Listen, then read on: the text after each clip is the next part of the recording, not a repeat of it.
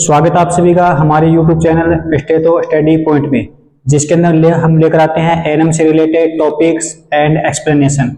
इससे पहले हमने आपको कुछ कम्युनिकेबल डिजीज, कुछ नॉर्मल डिजीज के बारे में एक्सप्लेनेशन किया था। इस क्लास से पहले हमने डेंगू के बारे में बताया था, जिसके अंदर डेंगू का जो एजेंट है वो क्या होता है, उसके कोजेज क्या होते हैं, उसके सिम्टम क्या होते हैं और उसके डायग्नोसिस क्या होते हैं। ये बातें मैंने आपको इससे जो पहले जो क्लासें हुई थी उसके बारे में डिस्कस किया था। आज हमारा जो टॉपिक है वो है मैनेजमेंट ऑफ डेंगू फीवर। उसी क्लास का नेक्स्ट पार्ट है, जिसके अंदर हम डेंगू फीवर के मैनेजमेंट के बारे में पढ़ेंगे। जिसके अंदर हम क्या है, देखो डेंगू फीवर का एक स्पेसिफिक ट्रीटमेंट नहीं है, डेंगू फीवर का एक स्पेसिफिक ट्रीटमेंट नहीं है, लेकिन हम क्या करते हैं उस डेंगू फीवर से रिलेटेड जो सिम्टम आते हैं और पेशेंट को हम क्या कर सकते हैं, सपोर्ट कर सकते हैं। एक सपोर्टिव ट्रीटमेंट और एक सिम्टोमेटिक ट्रीटमेंट हम क्या कर सकते हैं, पेशेंट को प्रिस्क्राइब कर सकते हैं। सपोर्टिव ट्रीटमेंट कि पेशेंट को साइकोलॉजिकल सपोर्ट देना, उसको फिजिकली क्या करना, मेंटेन करना, और जो सिम्टम जो आते हैं, जो लक्षण आते हैं, हम उसके अकॉर्डिंग पेशेंट को ट्रीट कर सकते हैं। ठीक है, ये यहाँ में मेंशन किया है कि supportive and symptomatic treatment, supportive and symptomatic treatment, patient को सपोर्ट करना और सिम्टम के अकॉर्डिंग क्या करना, पेशेंट को ट्रीटमेंट देना। ठीक है, इसके अंदर मेडिसिन हम लिखा है, मेडिसिन में पैरास्टामोल लिखा है। पैरास्टामोल क्यों देंगे, क्योंकि पेशेंट को अगर फीवर आएगा, हाई ग्रेड फीवर आएगा, तो अपन को पेशेंट को पैरास्टामोल देना पड़ेगा। समझारी बात कि पीसीएम हमको क्या करना है, पेशेंट को प्रिस्क्राइब करना पड़ेगा। क्यों, क्योंकि डेंगू फीवर है तो फीवर को हमको क्या करना है, रिड्यूस करना है, कम करना है। तो उसके अंदर हम क्या करेंगे, पैरास्टामोल प्रिस्क्राइब करें। सिम्टम आ रहे हैं, डेंगू का सिम्टम आ रहे हैं, वो सिम्टम क्या है, फीवर है, तो उस फीवर को ट्रीट करने के लिए हम क्या करते हैं, पैरास्टामोल देते हैं। लेकिन ये ट्रीटमेंट नहीं है डेंगू फीवर का, सिर्फ सिम्टोमेटिक ट्रीटमेंट है, जो क्या है, पैरास्टामोल।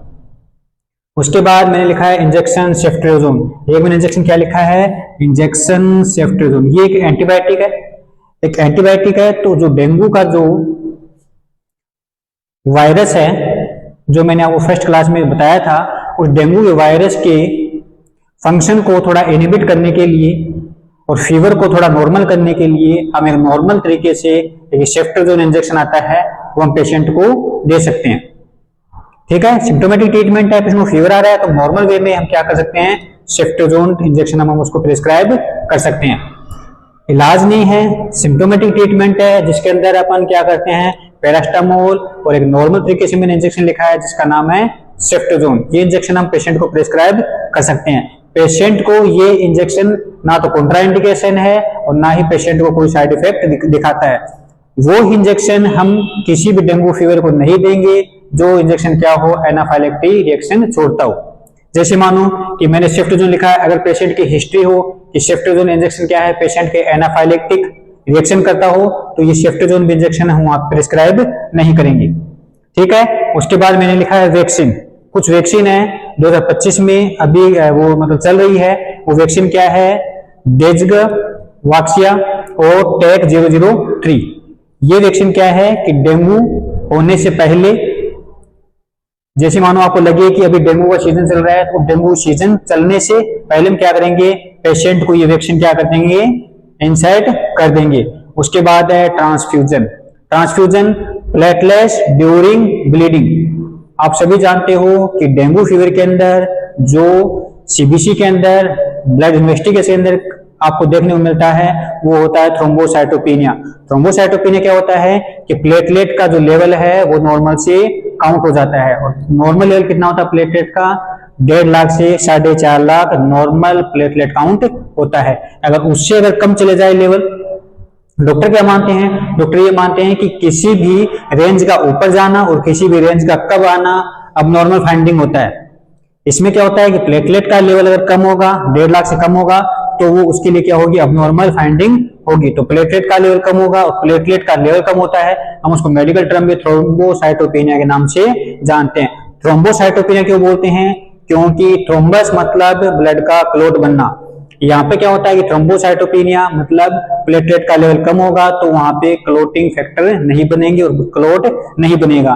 तो मैंने लिखा पे प्लेटलेट ड्यूरिंग ब्लीडिंग, ट्रांसफ्यूजन करना पड़ेगा प्लेटलेट का, अगर पेशेंट को क्या होगी, ब्लीडिंग होगी। ब्लीडिंग क्यों होगी, क्योंकि प्लेटलेट का लेवल कम होगा। ब्लीडिंग क्यों होगी? क्योंकि प्लेटलेट का लेवल कम होगा, तो ट्रांसफ्यूजन करना पड़ेगा प्लेटलेट का ड्यूरिंग ब्लीडिंग। अगर ब्लीडिंग होगी तो हम पेशेंट को प्लेटलेट क्या करेंगे? प्रिस्क्राइब करेंगे। उसके बाद लिखा है मैंने packed red cells, packed RBC, PRBC हम क्या करेंगे? पेशेंट को इन्फ्यूज करेंगे।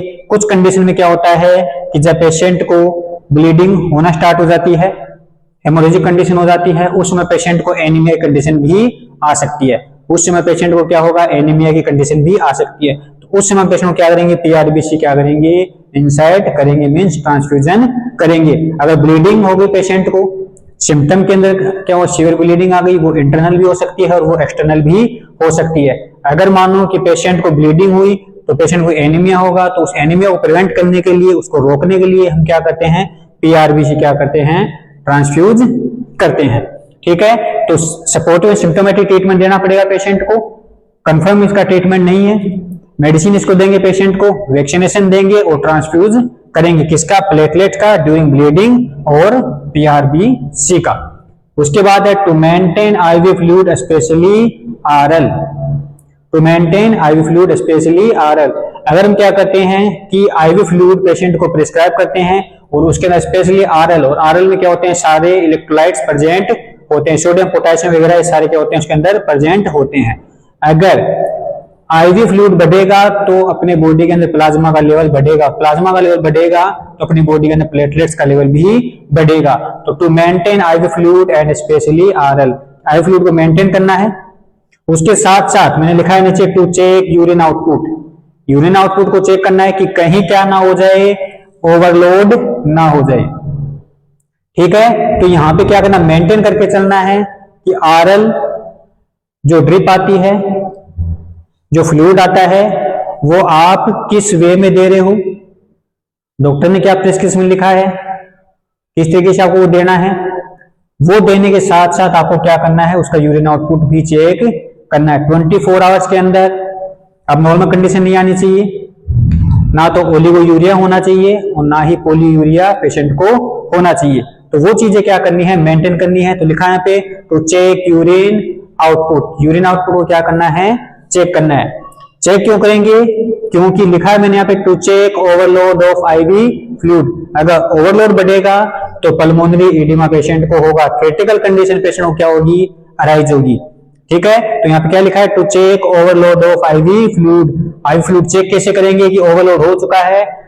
पल्मोनरी एडिमा को हम क्या करेंगे? चेक करेंगे। अगर पल्मोनरी एडिमा होगा तो वो चीजें क्या होगी? वहां पे दिखेगी। ठीक है, तो to maintain IV fluid specially RL देंगे। आरएल में क्या होता है? इलेक्ट्रोलाइट्स प्रेजेंट होते हैं। ठीक है, उसके बाद चेक मेंटेन करने का कारण क्या हुआ कि हम उसको यूरिन आउटपुट को साथ साथ में क्या करेंगे? चेक करेंगे। उसके बाद to check overload of IV fluid. अगर ओवरलोड होगा आईवी फ्लूइड का, आईवी फ्लूइड का ओवरलोड होगा तो किसमें दिखेगा? पल्मोनरी एडिमा में आपको क्या होगा? दिखेगा। उसके साथ to take oral fluid, to take, यहाँ पे तो क्या था कि हमने आईवी फ्लूइड दिया था पेशेंट को, अब क्या करेंगे? पेशेंट को ओरली भी क्या करेंगे? प्रिस्क्राइब करेंगे। टू टेक ओरल फ्लूइड, जिसके अंदर ओआरएस और ऑरेंज जूस अपन क्या करते हैं? देते हैं। ओआरएस के अंदर भी क्या होता है? ओआरएस के अंदर सारे इलेक्ट्रोलाइट होते हैं, sodium chloride, potassium chloride, sodium citrate और ग्लूकोज ओआरएस के अंदर क्या होती है? प्रेजेंट होती है। उसके साथ हम क्या देंगे? ऑरेंज जूस देंगे। ऑरेंज जूस क्या करता है? पेशेंट को एनर्जी प्रोवाइड करता है। ऑरेंज जूस क्या करता है? पेशेंट को एनर्जी प्रोवाइड करता है। तो हम पेशेंट को सपोर्टिव ट्रीटमेंट देंगे। डेंगू फीवर के अंदर मेडिसिन देंगे जिसमें पैरास्टामोल, सेफ्ट्रिजोन लिखा है। वैक्सीनेशन करेंगे, ट्रांसफ्यूजन करेंगे। ट्रांसफ्यूजन में मोस्ट कॉमन प्लेटलेट काउंट अपन को क्या करनी है? मैनेज करनी है, कम नहीं होनी चाहिए। प्लेटलेट देने का क्या अपना पर्पज रहा?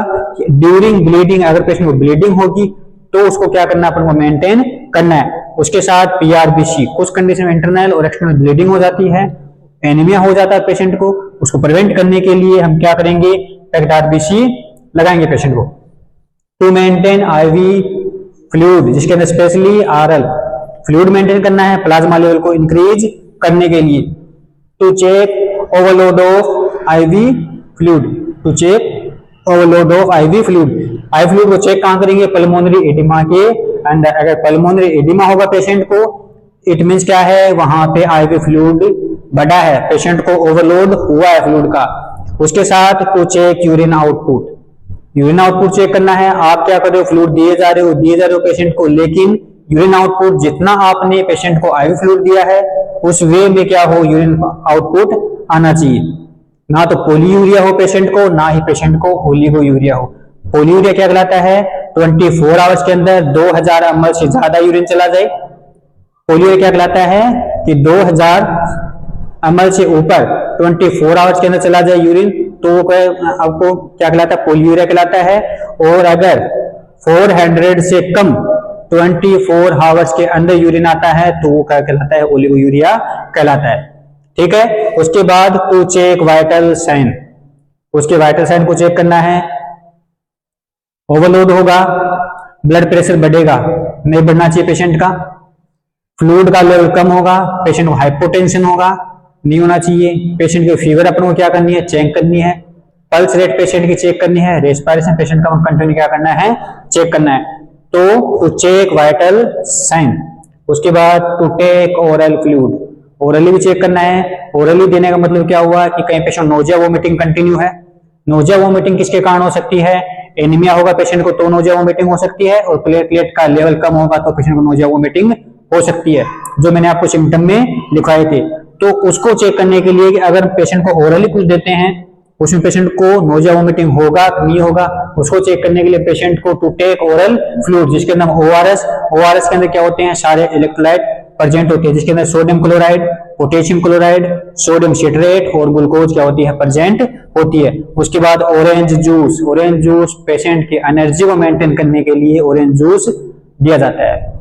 तो दोस्तों आई होप आपको डेंगू फीवर का जो ट्रीटमेंट है वो समझ में आया होगा।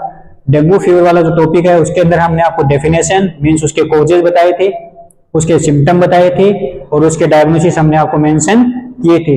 आज हमने कंप्लीट किया है मैनेजमेंट ऑफ डेंगू फीवर। देखते रहे हमारी क्लास को, जिसके अंदर हम एएनएम से रिलेटेड टॉपिक्स और उससे एक्सप्लेनेशन लेकर आते हैं। तो दोस्तों आप हमारे यूट्यूब चैनल स्टेटो स्टडी पॉइंट को लाइक करें, शेयर करें, सब्सक्राइब करें और अपने जो भी एएनएम की जो बहनें हैं उनको शेयर करें, जिससे ज्यादा से ज्यादा उनको इन क्लासेस का लाभ मिल सके। Thank you so much.